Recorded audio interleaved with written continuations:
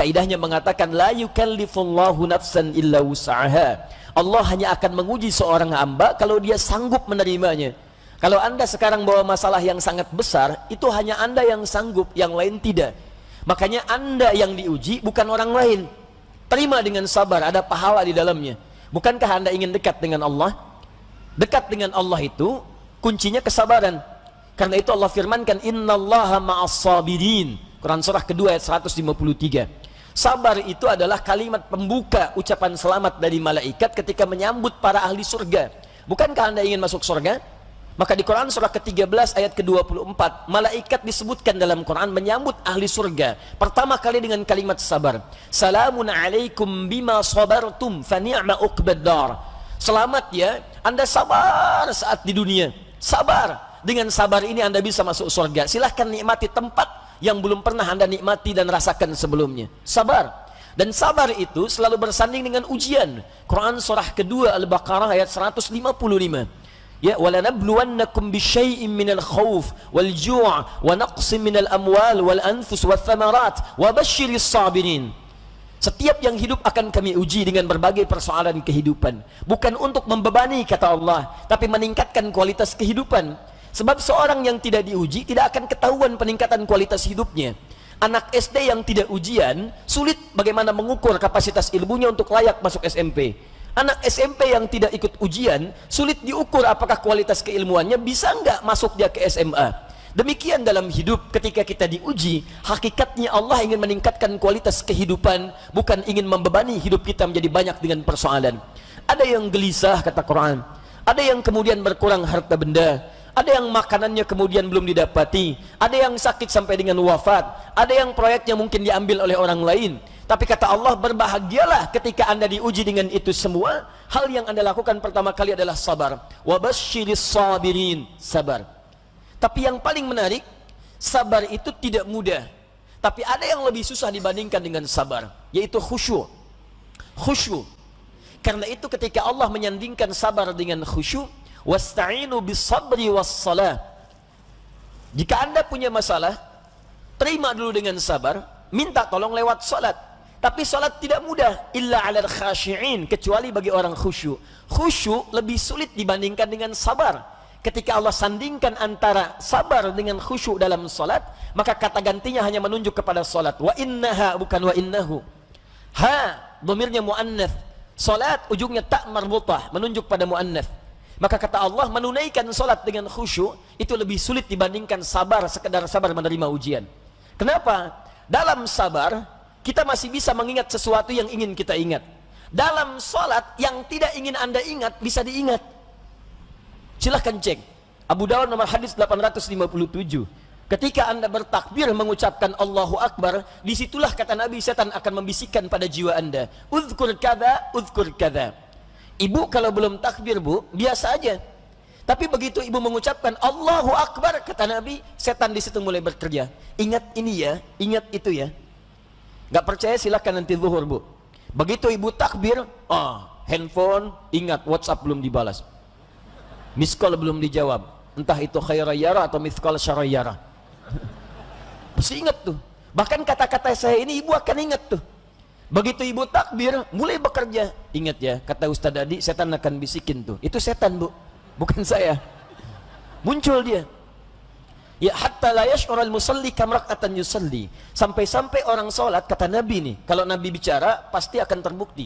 Sampai-sampai orang salat ada yang tidak sadar berapa rakaat sedang menunaikan salatnya. Oh. Muncul. Nah, kalau Anda ingin khusyuk bagaimana caranya? Ayat 46-nya mengatakan, ini poin kita. Alladzina yadhunnuna annahum mulaqu rabbihim wa annahum ilaihi raji'un. Alladzina yadhunnuna annahum mulaqu rabbihim. Orang salat yang khusyuk itu sudah ketahuan kata Quran dari persiapannya. Dia bersiap untuk menjumpai Rabbnya. Tuh.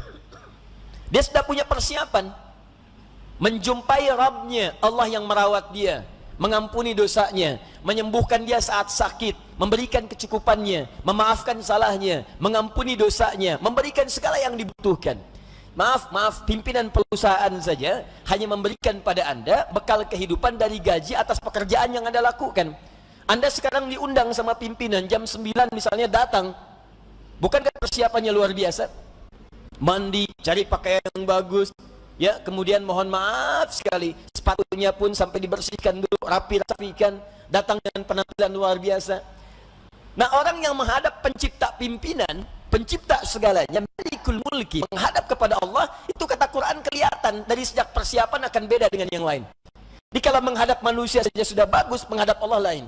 Ketika tiba panggilan dari masjid, Quran surah ke-7 ayat 31. Ya bani Adam khudhu zinatakum 'inda kulli masjid. Hei anak cucu Adam, kalau sudah tiba panggilan dari masjid, maka siapkan penampilan terbaikmu. Orang khusyuk beda. Begitu mendengar kalimat Allahu Akbar, persiapan sudah bagus.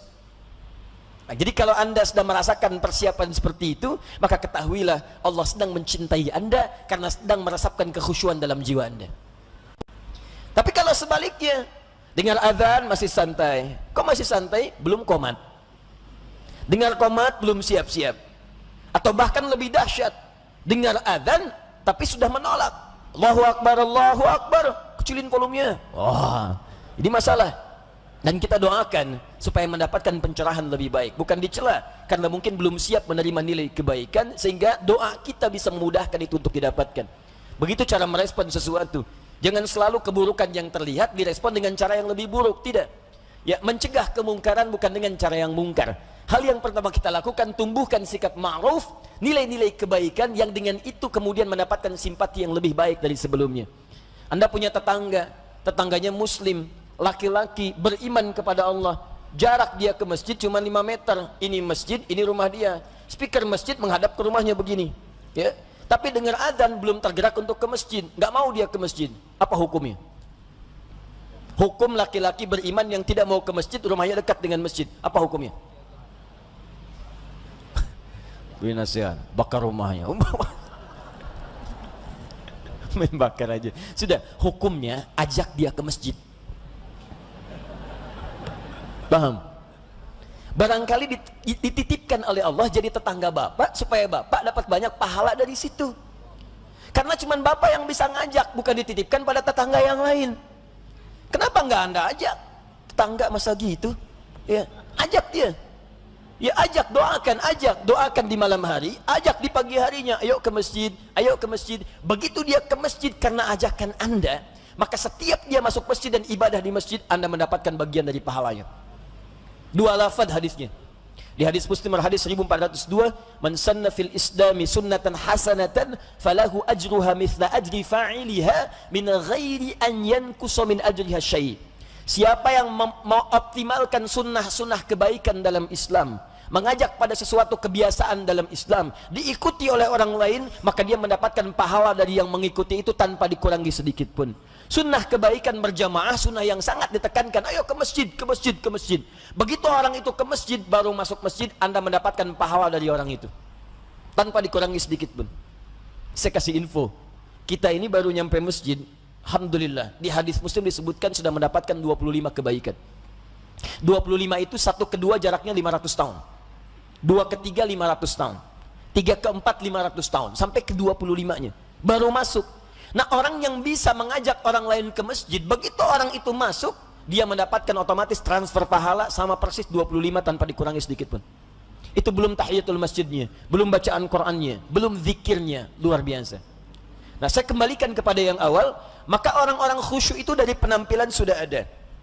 Kemudian dia datang menunaikan sholat.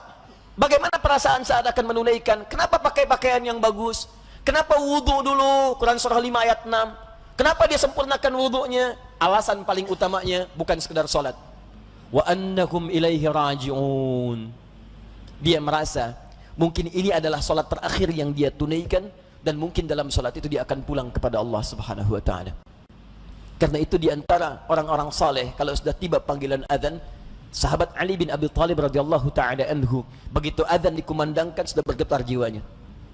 Ditanya, lima hakadha ya amiral mu'minin, kenapa perasaan anda demikian ya amiral mu'minin? Kata beliau, tibalah panggilan yang kalaupun terdengar oleh gunung dan yang lainnya mereka akan bergetar karena takut kepada Allah, khawatir tidak bisa menyempurnakan perintahnya. Lalu orang yang zalim ini, yang fakir ini mendengar kalimat itu, maka kuranglah rasanya kepercayaan kalau tidak bergetar mendengar kalimat ini, karena takut saat menunaikan salat tidak sempurna seperti diinginkan oleh Allah Subhanahu wa taala. Abu Bakar ketika mengucapkan takbir Allahu Akbar bergetar tangannya karena khawatir dalam salatnya tidak sempurna seperti Allah menginginkannya. Dan yang lebih dikhawatirkan dalam ketidaksempurnaan itu, wafatlah ia dipanggil oleh Allah Subhanahu wa taala. Saudara kami tadi, seorang lelaki usia 65 tahun datang ke masjid dengan kebiasaannya, dan benar kata Nabi, seorang akan diwafatkan berdasarkan kebiasaannya. Maka datang dia ke masjid menunaikan salat subuh, didapati kemudian terjatuh, itu wasilah saja, dan dia berpulang dengan panggilan yang sangat indah. Ya ayyatuhan nafsul mutmainnah, irji'i ila rabbiki radiyatan maradiyah, fadkhuli fi ibadi wadkhuli jannati. Saya tidak tahu kita akan wafat dalam keadaan seperti apa, tapi ingat pesan saya, biasakan yang baik-baik, karena dengan itu kita akan diwafatkan.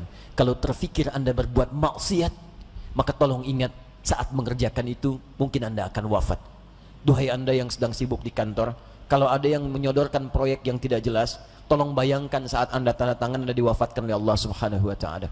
Duhai para ibu yang sedang menikmati acara yang tidak baik dalam televisi misalnya, coba bayangkan ketika itu ditonton, ibu akan diwafatkan oleh Allah Subhanahu wa taala. Maka insyaallah kita selalu akan terjaga dalam kemuliaan dan wafat dalam keadaan husnul khatimah insyaallah.